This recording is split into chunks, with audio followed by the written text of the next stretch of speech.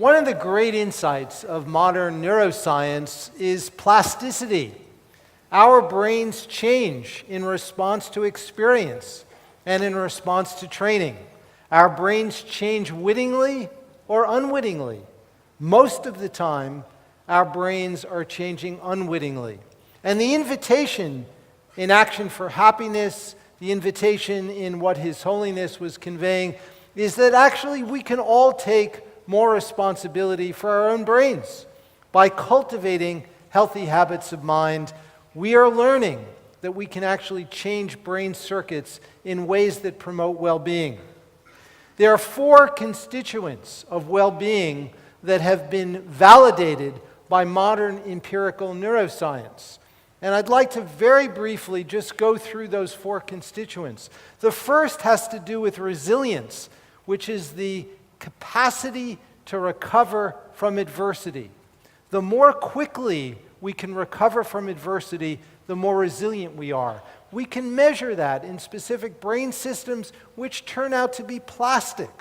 And with certain kinds of contemplative training, specific mind training, we can actually change those circuits in our brain to become more resilient.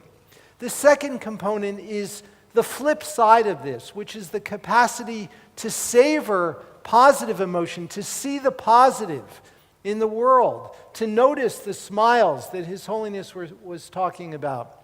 And it turns out that this too is subserved by a different circuit in the brain, and certain kinds of practices of the sort that Mathieu will lead us through in just a few minutes can change these very circuits in our brain to sustain higher levels of well-being.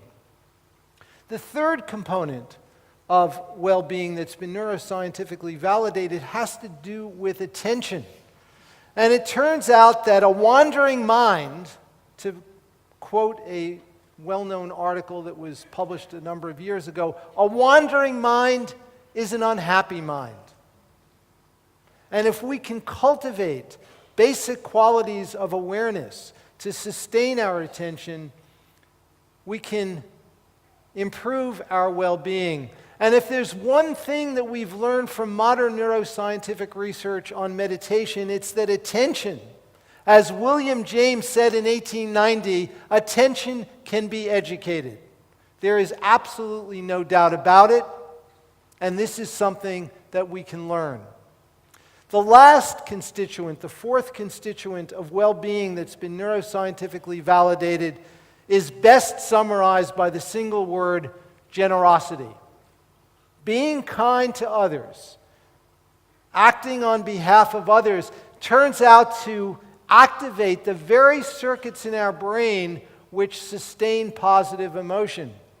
And they activate those circuits in a way that can produce change that lasts, more so than anything else that has been studied by neuroscientists. This is really something that produces very direct change in these circuits in the brain. So these 4 constituents, resilience, the capacity to sustain positive emotion or outlook as we've called it, attention, and generosity, are all critical components, and they all take advantage of engaging circuits in the brain which exhibit plasticity and can be changed through intentional training.